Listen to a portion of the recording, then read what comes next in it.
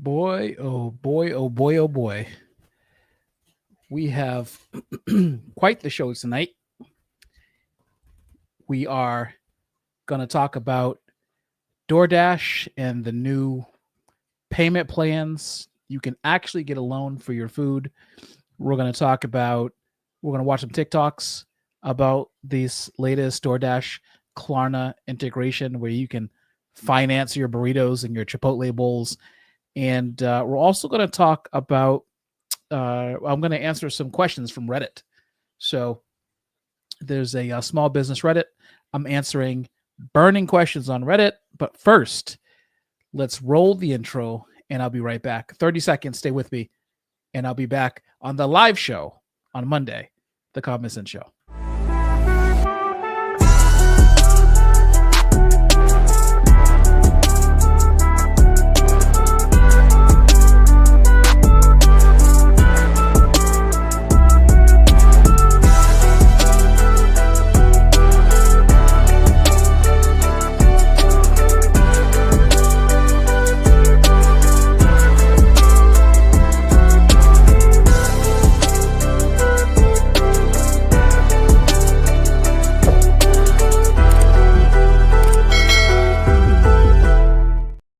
I guess it does make sense. Like, people have to eat. It's perhaps the simplest way to sum up the new Klarna Doordash relationship.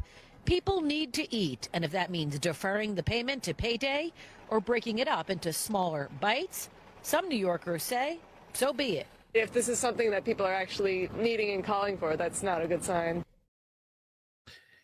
Doordash has announced a partnership with Klarna. And if you're not familiar with Klarna, Klarna is a merchant finance solution that allows merchants, customers of merchants, retailers to be able to finance their purchase over three options: 4 payments, deferred entirely, or to use credit to pay it back.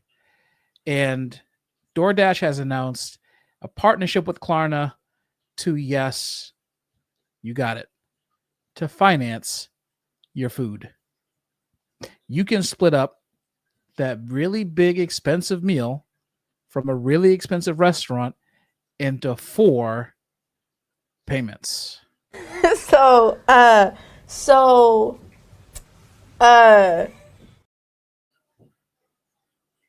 That's exactly how the internet is feeling just about now, when they found out that you can now access Klarna to pay to make payments on your meals. Let's take a look at the press release for this partnership between DoorDash and Klarna, because it's going to give us a little bit more details on what the intent is. Here it is. It says DoorDash partners with Klarna to offer U.S. customers even more convenience with flexible payments. Klarna, the AI-powered payments and commerce network, and DoorDash, the premier local commerce platform, have partnered to offer Klarna's flexible range of payment options to DoorDash customers. In the coming months, DoorDash customers will be able to enjoy Klarna's seamless range of payment options when purchasing groceries, retail, and even DoorDash annual plans on DoorDash.com or through the DoorDash app. When customers reach checkout, they'll see Klarna as an additional payment option, giving them more freedom to choose how they want to pay. Options will include pay in full, allow customers to pay for what they love right away using Klarna's seamless payment experience. Second, pay in 4 allows customers to pay in 4 equal interest-free installments. And then finally, pay later allows customers to defer payments in a more convenient time, such as a date that aligns with their paycheck schedules. DoorDash customers in the U.S. can soon enjoy the additional convenience of Klarna's seemingly integrated flexible payment options while shopping from an extensive selection of stores in the DoorDash marketplace. The partnership empowers customers with maximum choice and control over how they pay. From groceries and the season's big-ticket electronics to home improvement supplies, beauty, and even the DoorDash annual membership plan. can be financed with Klarna. David Sykes, Chief Commercial Officer of Klarna, said, quote, "Our partnership with DoorDash marks an important milestone in Klarna's expansion into everyday spending categories by offering smarter, more flexible payment solutions for groceries, takeout, and retail essentials. We're making convenience even more accessible for millions of Americans," end quote. Yes, the internet is abuzz with the thought that one might be able to finance their seemingly innocuous Taco Tuesday nights with Klarna's pay for overtime service. It's important to always read the details, though, because the details are the most important part of why businesses are affected, personal consumers are affected, and what exactly you can do about it if you may fall short of your goal. So what I'm going to do is I'm going to share with you a little bit of the fine print when it comes to using Klarna and what it means for you and how you might be able to, I don't want to say take advantage of it, but how you might be able to understand what the fine print actually says. I don't encourage anyone to finance food like this. I understand why they're offering it, but gotta be careful. This is a loan, by the way. Make no mistake, this is a loan. And so here are the terms of the loan. Let's take a look. All right. Here we go. It says Klarna's pay in 4, buy now, pay later, which is what BNPL stands for. Product is always interest-free and incurs no fees when payments are made on time when shopping at Klarna's 500,000 integrated retail partners worldwide. Note, by the way, the operative word is when made on time. Obviously, if someone is using the service, they don't have the money to be able to pay for it. That may or may not change based off of what happens. It says to encourage on-time payments, Klarna charges a late fee of up to $7 for payments made after a 10-day grace period and multiple friendly reminders. Notice that they don't define multiple in this fine print. They just say multiple friendly reminders. It says that the total late fees charged on an order will never exceed 25% of the total purchase amount. Therefore, if you buy something, let's say that's $1,000, you would have your payments split into 4 payments of $250. Let's say you had a bill come out that you didn't realize was that could come out after like 10 days. So you can't pay it. So they charge a late fee of $7, let's say, after 10 days, after they give you your multiple friendly payment reminders. However, and they will continue to charge you late fees. Let's say you're late, you make the second payment on time, you don't make the third payment on time. They can continue to charge you late fees up to $250. So that $1,000 item might now cost you $1,250. So you have to have, you got to be careful with this because this could be a really addictive part of buying. As consumers, we buy, and we have to be really, really careful. Klarna claims that their default rate remains below 1%, which is about 30 to 40% lower than credit card companies. So maybe they have a unique way to get around people's inability to pay. There are a lot of people on like social media right now talking about how they believe that this is a clear sign that there's a recession coming.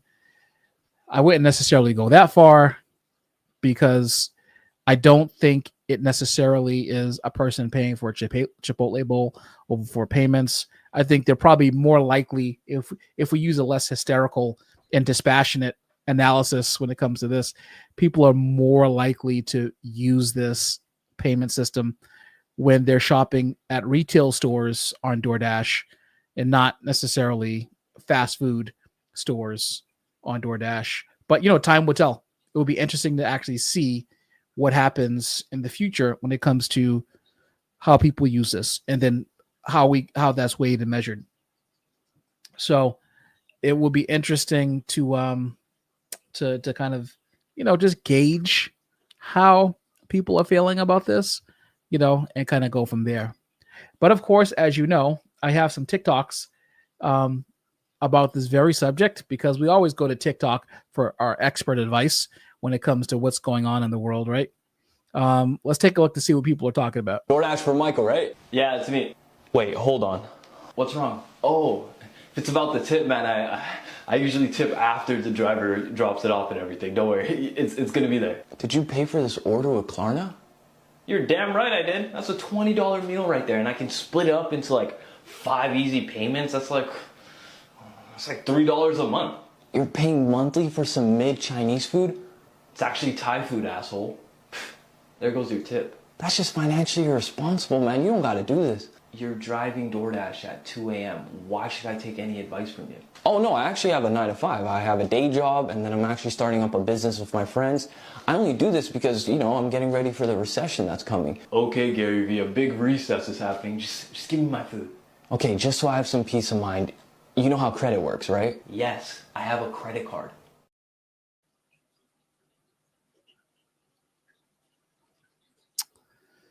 So there are a lot of TikToks out there about that very thing, right? I mean, right now, like as if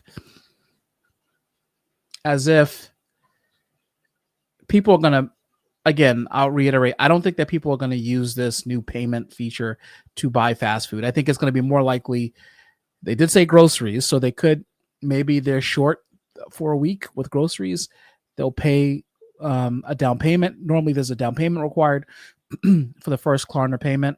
And then the subsequent 3 payments are due after that, so you don't have to pay the full amount. But I believe you can also pay it off at any time as well. So it's more likely that people will use this to, for higher ticket items. Groceries are definitely they weren't a luxury and a high ticket item a few years ago. They seem to be now. But also, other retail items, stuff for your dog, stuff for the house, household goods, stuff like that. So that's where I see most of that actually going. Again, I'm not necessarily convinced that there is a recession that is impending right now, and this is a signal of that recession. I think that there's always, a broad swath of people who can't afford to, maybe buy as many groceries as they could before, or have to think about where they're going to get their food from. Different stores, maybe some stores are more expensive than others. They have to shop at different places than they normally would. I don't think that equivalates to a recession right now, but we'll see. So let's take a look at the next TikTok video. For the love of God, please don't do this. Klarna, the buy now, pay later company, is now partnering up with DoorDash, the food delivery company, so you can, I guess, finance your Chipotle bowl. Probably the dumbest and most predatory thing I've ever seen before. One, food delivery in general is really not worth it nowadays. With all the extra fees, everything is literally triple the price. And 2, interest-free installments are only interest-free for a short period of time. It may be free for a couple months, but then after a while, they're gonna hit you with a 3% APR, and next thing you know, you're going bankrupt over McDonald's quarter pounder. It's kind of sad because I know some people are gonna do this, but I don't know. To me, this is one of the most financially irresponsible decisions you could ever make. It just doesn't really make sense. Comment down below if you'd ever do this, and if you said yes while you're at it, unfollow me, because we only care about actually building our wealth here. Oh yeah, money lesson number 2 is coming up soon. Stay tuned. Listen, if you're one of the people who actually end up doing this, or I think that what's going to happen is that you're going to have people try to do this because they just want to see what it's like to actually do it and to say they did it, take a screenshot, social media buzz, stuff like that. If you're one of those people that actually are really, really kind of in the need, feel like you need to do this, I would love to talk to you, talk about why you ended up doing it, and the fact and what the experience was like for you. because that would be interesting. So if you decide that you're going to go to your DoorDash app and buy an $85 pretzel or fajita and you're going to finance it, then I want to hear from you. All right, let's see what's next. Hi, I'm with Doordash Collections. I see you financed a Chipotle bowl with us last month and you missed a payment. Is this the computer that you made the order with? Yeah. I'm gonna have to repossess this until we're current. What? I owe you like $1.50. I'm sorry, I'm just the messenger. You'll have to take this up with Doordash customer service. Yeah, I'm calling him right now. This is ridiculous. Sure. Actually, do you have the Doordash app on your phone? Yes, I do. Well, then I'm gonna have to take this too and repossess it. This is insane. Hey, just be glad you're dealing with us. I hear if you stiff Uber Eats, they put a lien on your stomach. Comical. I mean, not funny, but you knew that was good. These jokes are going to write themselves for the next 6 months. And there will be a bunch of repossession jokes, repossessing a person's stomach, making them return, if you get what I mean, the DoorDash meal in various ways to signal that they want that refund. Hardy har har. It's all right.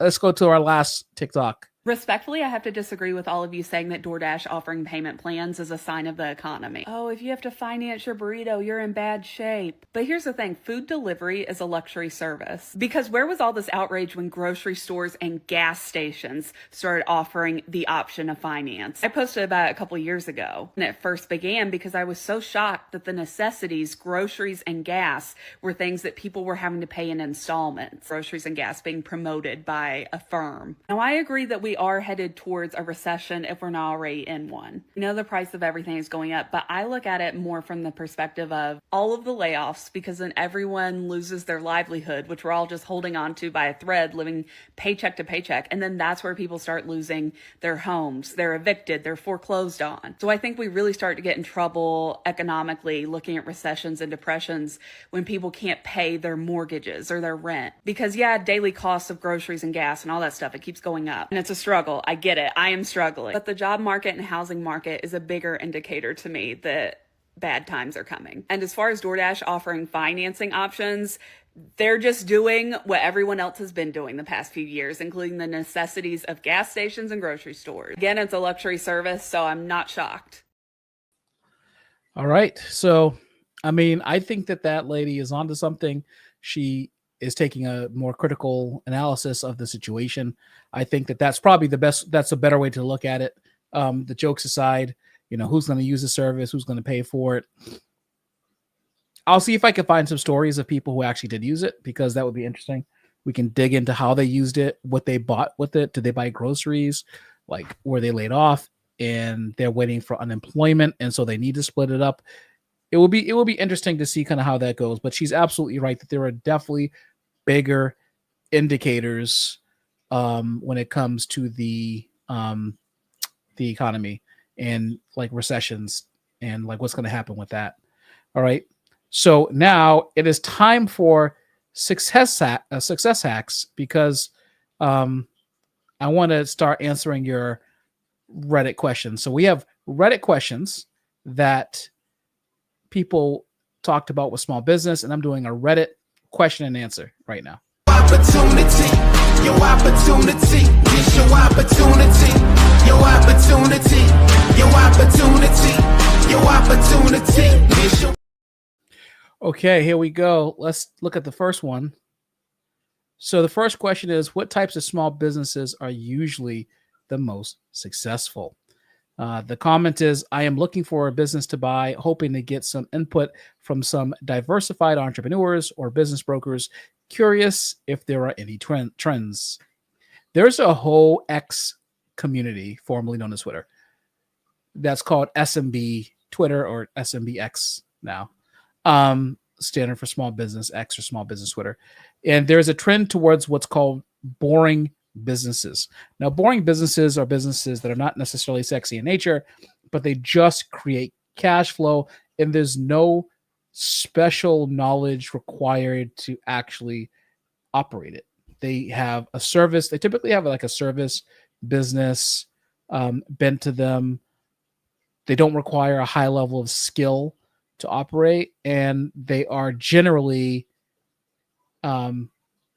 they're generally kind of lower cost to get into in some cases, but they just churn cash. One of the boring businesses that you might consider is something like a power washing company. There are power washing companies making a couple $100,000 a year, maybe $300,000 a year, with huge margins, 40-50% margins. Another boring business would be like a painting business. Painting businesses can generate millions of dollars a year with 40 to 50% margins. And there's that kind of business. There are businesses that cash flow like laundromats that have coin ops, or even the card, the money card that you use at the laundromat that helps to you stick it in and you buy your wash and buy your dryer. Those are boring type businesses. Other businesses that you can buy that require a little bit more specialty knowledge, you're going to have to make sure of a few things before you buy it. And here's a caution for you. The first thing is that the person selling the business has successfully operated it for at least, in my opinion, 5 years. They passed the 5-year window. They have a healthy margin for the industry, or are on the right tail of the distribution when it comes to industry margins, and they have a actual operating plan with SOPs for every department in the small business, if it has departments, in order for it to run. So there's the issue right there. The issue is that oftentimes people buy into businesses because they see the bigger numbers, like it's generating $2 million a year with $800,000 in cash flow, and they see that as, okay, I'm going to buy this business. They don't perceive what the red flags can be. If there are poor financial controls, if there's poor financial reporting, if there are no operating systems, no SOPs, like if they can't just hand you the book and have you step in and run it, the business is not worth buying. So you have to be very, very careful with that. All right. So those are some of the businesses I would suggest that you look into.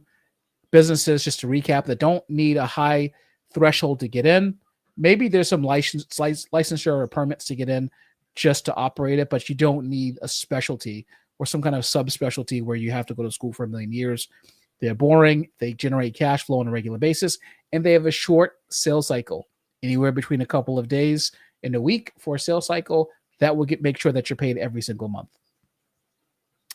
Here's the next Reddit question. It says, buying an existing pizza restaurant, the cash flow seems too good to be true. So I live in a city where we have the most pizza shops per capita in the country. People here love their pizza and wings. I've been thinking about buying an existing business for some time now, and I routinely see pizza restaurants for sale with great cash flow. Are the cash flows too good to be true? Here are a couple of examples. Purchase price $450,000, cash flow $395,000. Purchase price $350,000, cash flow $295,000.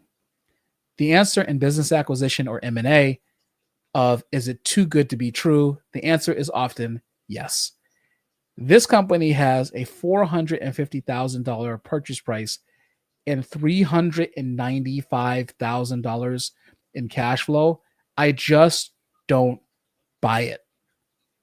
They're a pizza shop that operates with a commercial lease, and their commercial lease for a pizza shop, let's just assume, let's do some math here. Let's just assume, and I'm going to pull out my calculator, that their pizza shop is, let's just call it 1,200 square feet. And in their town, which is cheaper than Boston. What did he say it was? They said that this was, oh, he just said I live in a city. Okay. It's in a city too, by the way. A city. Which means that the price per square foot of commercial space is going to be really high, or higher than it will be in the suburbs. Let's not even say that it's like it is in Boston, where per square foot it's $70 a square foot. Let's just call it $15 a square foot at 1,200 square feet. Okay. So 15 per square foot times 1,200 square feet is $18,000. Okay, that's how much the rent is going to cost. Let's say that triple net is not included. So triple net, water, taxes, insurance. Let's say that adds another $3 a square foot. So now that $15 a square foot goes to 18. All right, times 1,200 is $21,600 a year in rent. That means that pizza shop of the $495,000 is subtract $21,800. See, now you're down to 473 minus 395. Was it 395 cash flow? Yeah, 395. 450. It's 450. Sorry. So 450 minus 21,800 for rent. You're at $428,200. So just rent alone is over 30% of what that number is going to be. Unless this person does the job of 7 people, or he's not reporting cash that he gives, which is likely if it's a cash business. He's not reporting the cash that he gives to his employees, and maybe they're not legal and they're working in his pizza shop. You better be careful. There are massive red flags with this listing. Number one, it doesn't seem like this person is investing back in their business, which may be true because maybe they get a lot of their business from word of mouth. The problem is that with rent taking up a third of their cost, then the rest of that money that they have cash flowing, they're not really paying much for the payroll. Let's say that they pay some of these guys in cash that works for them, and they also pay people under the table. You have another problem there, which means is that this company is making profits illegally. That's the second thing. Not making profits illegally. They're paying people illegally to work for them. All you need is one person to complain, and then the IRS can go back for years and charge interest, penalties, and fees, and the taxes that you should have paid for employing the people that were working for you. And in this case, we said 5 years just to add it on there.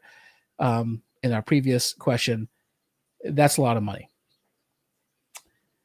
But this also speaks to a major red flag, in my opinion. Poor financial management. I guarantee you, if you were to go and look at the books for this company, you would see all kinds of hidden things that person did not report in the listing for this business. Just waiting for a sucker to come in, get a loan from the SBA, which carries interest, buy that pizza shop, and try to run it exactly how they did with a 90% margin or 85% margin. I would say run the other direction as fast as you can. Get away from that person because that business has problems. We have a problem. We have a problem. Ladies and gentlemen, we have problems. Here's the next question. Thinking about shutting down my business because it's been net negative for 2 years. I own a cafe, and we've been net negative for 2 years now. I completely fired all my staff, so it's just me. I cut down other expenses, and it's the lowest I can go, but I still have to fund $4,000 to $5,000 a month from my retirement account. We make about $5,000 a month, but all the profit goes towards expenses. Rent alone is $3,000. I tried so many strategies and none of them worked. I think I got screwed over by lack of research, and I ended up in a bad location, which is a small suburban town. Our main menu items are drinks. They cost $7 because I'm aiming for a 70% margin. I think the cost is driving customers away due to my price. However, my accountant tells me to keep it at $7. Anyways, my retirement is running dry, and I'll probably have to shut it down soon. First, let me say to this person, I'm sorry to hear about your dilemma with the company, and this is something that I see all the time. Business owners open up a dream in a nightmare situation. Here's what I mean by that. Location matters just as much in business as it does in real estate investing. If you open up a business in an area that cannot support your business type, you're going to have problems. This is why doing market analysis is so important. Are the people who are in your neighborhood interested in another coffee shop? Do most people in town drink coffee, or are they tea drinkers? Of the people in town who drink coffee, are they more likely to go out and pay for it, or are they more likely to make it at home? Of the people who are not likely to make it at home but buy it out, how much are they willing to actually spend on a cup of coffee? And how frequently do those individuals who go out and spend money on a cup of coffee at the level that you're looking to charge for it spend money multiple times a week?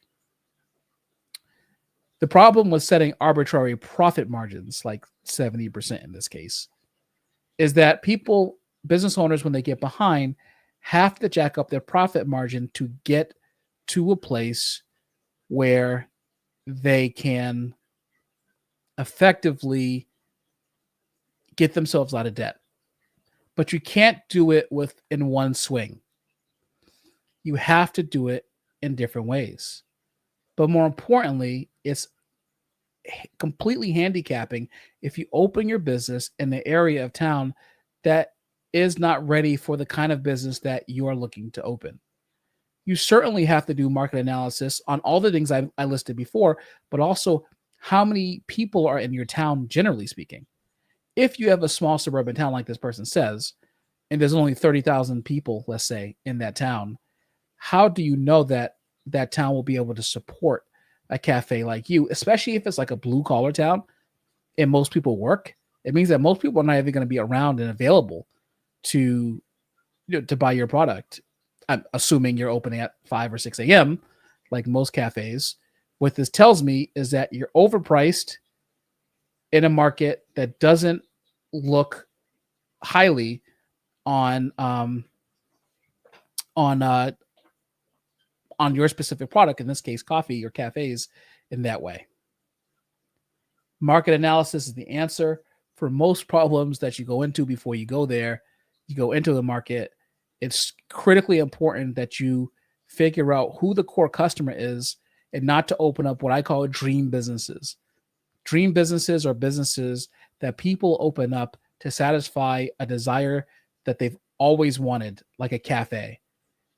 In their head, they thought it was a good idea.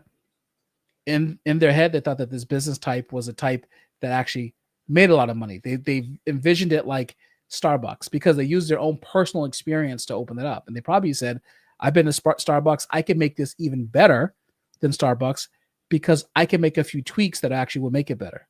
Here's the problem with that. Your dreams and your perception is not what makes money.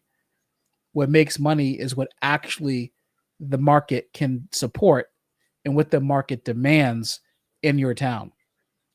When you open up a business in a town, you want to open up a business for which there is overwhelming demand and underwhelming support. Meaning you are in a small suburban town of 30,000 people and there's only 1 or 2 auto body shops in town or 1 or 2 repair shops in town, automobile repair shops in town. And you need to service of the 30,000 people, let's say 5,000 people have leases. There's 25,000 people who need to get their car repaired.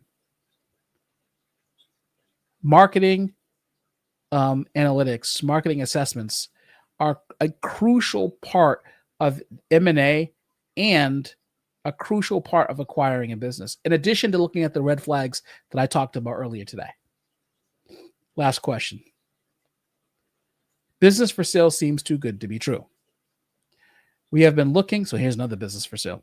We have been looking to buy an already established small business that can mostly run itself. while we continue to work our full-time jobs. My first question is, does such a thing exist, or do you always end up putting in at least 20 to 30 hours a week to any business you own?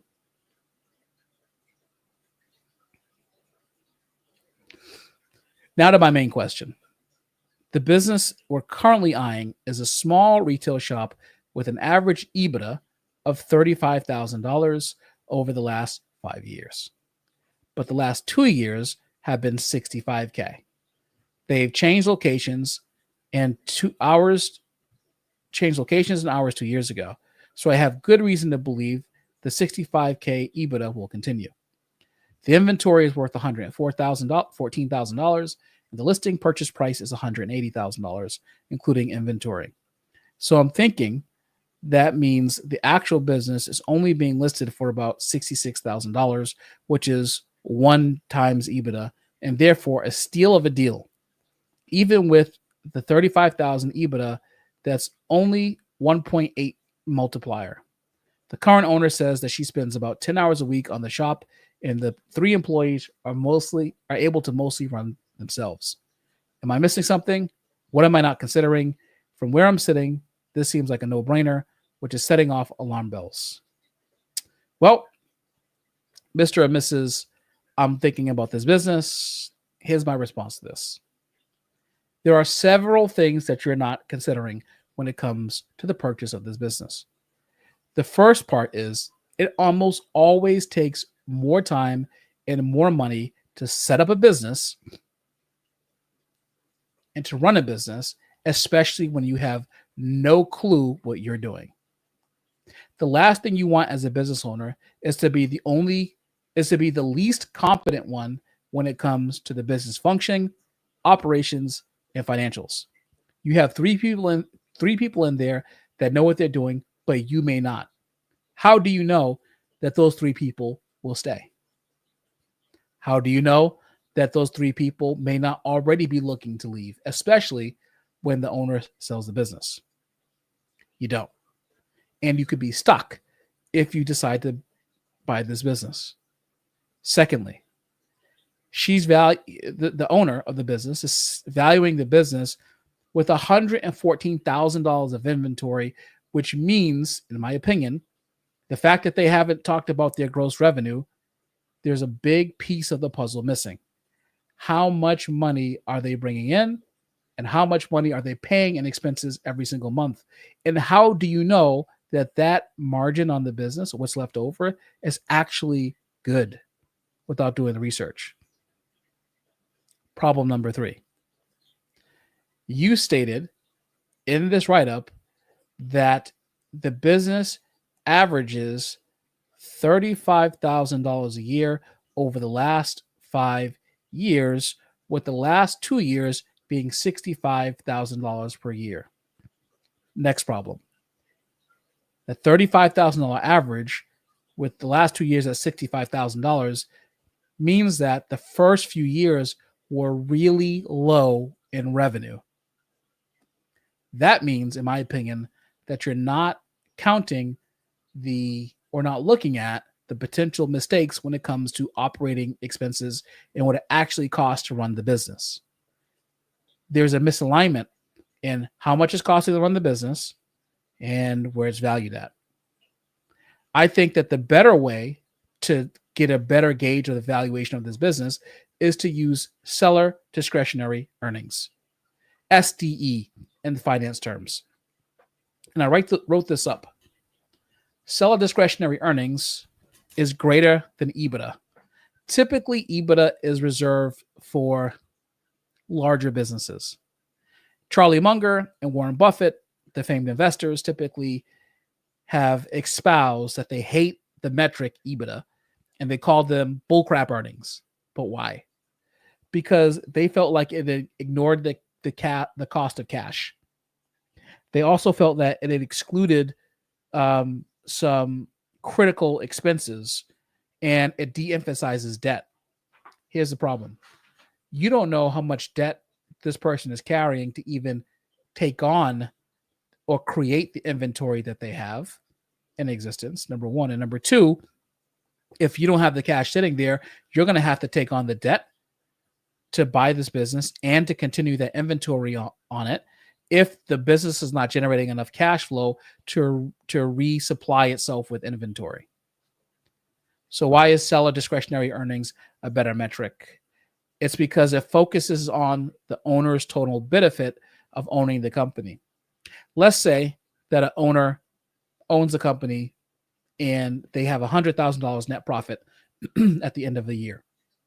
Let's say that they also take a $80,000 salary and they have $20,000 in personal expenses. This means that this business has a seller discretionary earnings of $200,000. But what is this extra personal expenses and how does this work? Well, oftentimes, despite best efforts, owners of small businesses always, shall we say, commingle funds at the end of the day. Tuition to their kids' school, Netflix subscriptions, groceries, car payments, personal use, vacation travels, all those things that are not necessarily, that are taking out and maybe misclassified as expensive can actually be added back into the value of the company as profit or as SDE, sales discretionary earnings, and is a better metric to value a business typically under $5 million because it tells you, based off of everything that the owner is taking out of the business, when you put that back into the business, how much cash the business actually would have. Because the new owner may not necessarily require all that extra capital to come out of the business. So in my opinion, if you're looking into this business, if there's very little in seller's discretionary earnings and the business is only generating $35,000 on average, with the $65,000 years being the latest years, and then the earlier years are much lower, you're going to want to see if there's no SDE in there or very, very little, and there's no salary being taken by the owner, that's a sign that there's poor cash flow probably in the business. So be careful. So that's it for that's all I have for the Reddit. I am thinking about moving my live broadcast up to the middle of the day because it seems like I have better retention with the audience, better tune-in ratio during the middle of the day than I might in the evening. So I'm going to try that out for a few weeks and see how it goes. But that's it for today. I appreciate you turning into the live show. And I will be back with the interview on Thursday afternoon. I'm looking forward to it. And don't forget, if you don't go about doing your business, you're going to be doing the business of someone else. Until next time, I'm Micah, and I'm out of here. Bye.